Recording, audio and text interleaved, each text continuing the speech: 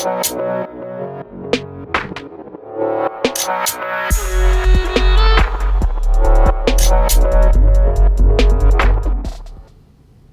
up, everybody? Welcome back to the channel. I apologize for having such long delays in between each video. I've just been really busy with some major events that have happened in my life.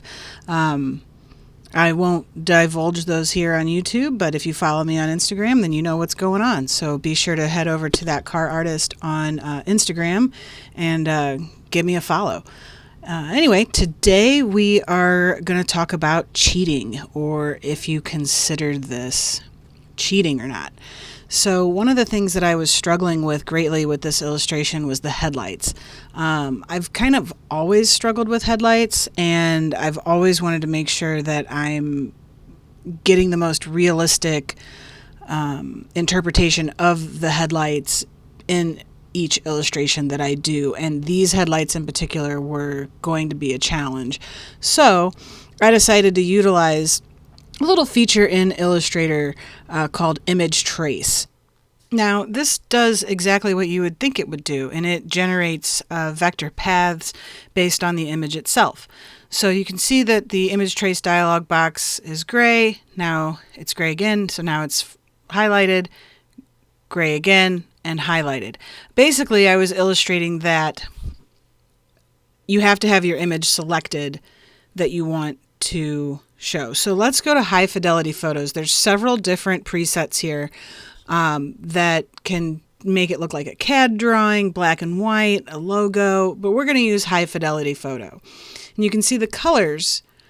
The color range is less and more. Right now we're at more. It's set to 85. So this is a high fidelity photo. So once it's done generating its vector paths, it really looks almost identical to the photo. You kind of can't tell unless you're looking close enough that it's actually a vector rendition at this point.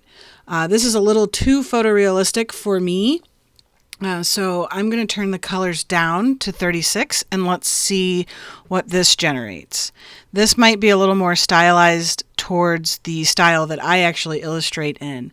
And this is looking a little bit better. This is looking a little more drawn, a little less photorealistic, if you will. So this is something that could work, and yet as you zoom out, it still looks realistic. Those headlights still look pretty decent. And this saved me a ton of time and frustration when completing this illustration. So you can take it for cheating if you want, since I didn't technically draw the headlights, but I did use a feature in Illustrator, so it is technically vector art. Now, I've traced this image, and now I'm going to go to Object Expand, and we're going to expand the fill and the stroke. So this is where you can see how it really generates thousands upon thousands of paths, and it can really start to make your file size very, very large. And I don't like to do this for the whole illustration. Obviously, I have my own style, but I did this to show you just what Image Trace does. And if you have a very high-res photo, it can take up a lot of RAM and take up a lot of memory on your computer. So this is where I just decided to single out just the headlights. So as you can see, the clean lines of the grill around the headlights are in my style. So you can really see the different shapes and the paths that were created for these headlights. And that worked well enough for me. So as you can see now by selecting this is the only, that's the only generated Image Trace illustration on this drawing here. So I do have the grill. As you can see, I'm turning it on and off. It's a layer above the headlights, so you can kind of hide those rough edges a bit.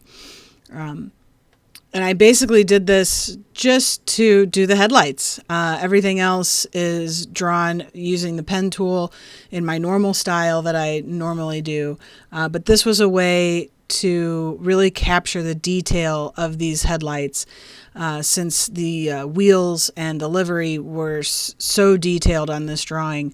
I didn't want to have the headlights start to look cartoonish or cheap, if you will. So moving right along, you can judge me however you'd like. I'd like to hear in the comments down below if you think that using image trace was cheating or not. Now I can see, like, if, that's how you do an entire illustration, and you publish it, and you want to maybe take commissions for using a feature inside Illustrator, but I can tell you that it's probably only best used for certain aspects of an illustration, and the more you use it for an entire illustration, it can start to look kind of cheap. So let's move on to the livery and all of the stickers here. So you can see for the sticker on the mirror, I basically used a font and matched it up the best I could. Now that's not always going to work, as you can see with the STP. I don't have a font that's going to be able to make that logo, so it's best to just recreate it. It'll take less time and less frustration sifting through tons of fonts, especially if you have tons of fonts like I do.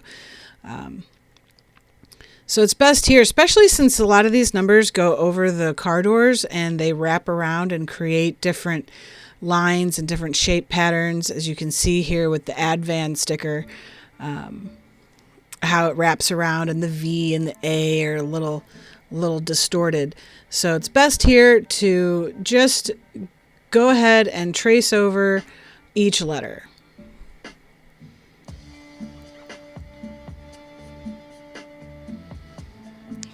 Awesome. So since we're kind of doing the same thing and repeating with this white, we're just going to draw over each one of these and make them a little more crisp.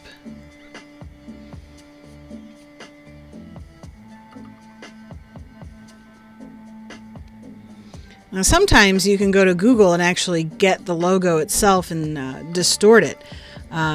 But with these being as distorted as they were, it was almost quicker to just retrace them and redraw them. Especially since these are technically kind of, in the background a little bit. See here, type out Kenwood. That's probably not the font that's used on Kenwood, but you're not going to know. This is something that I'm, can pretty much only recreate using the pen tool. So you can use your creative judgment, in something like this with this level of detail in branding, whether or not to utilize Google, get the actual logo, put it on your illustration and distort it. And you can use image trace too to vectorize logos as well. Or you can just kind of match a font. So here we're kind of trying to match a font. It's not perfect, but it is going to save me a little bit of time. So that's why I utilize actually using fonts at some point. I decided to leave the NGK sticker off for some weird reason. There's a couple other weird details that I kind of missed on this vehicle. One being the roll bar was pointed out by an Instagram follower, so I do appreciate constructive criticism whenever it is available. So if you guys see something that I missed or have a tip or technique of your own, I'm all ears. So here on this final Advan sticker, we're going to use like a cool kind of blue gray, not a white, but you can see how the top part of the sticker is in a shadow. So we want to be able to recreate that shadow, and in order to do that, we're just going to create a rectangle, draw the shadow itself, and set it to multiply. And then basically that turns some of the transparency down, and there you have it.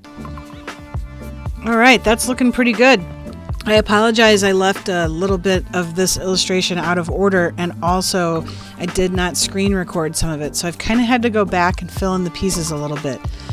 We have one more episode left where we're going to cover these wheels, and then we'll be done with this pretty awesome Laurel, if you ask me. Again, if you guys aren't subscribed or watching the channel Juicebox for You, I highly, highly recommend it. So As always, thanks for watching and hitting that like button. If you're interested in more Adobe Illustrator CC tutorials and other car-related nonsense, consider subscribing and hitting that bell.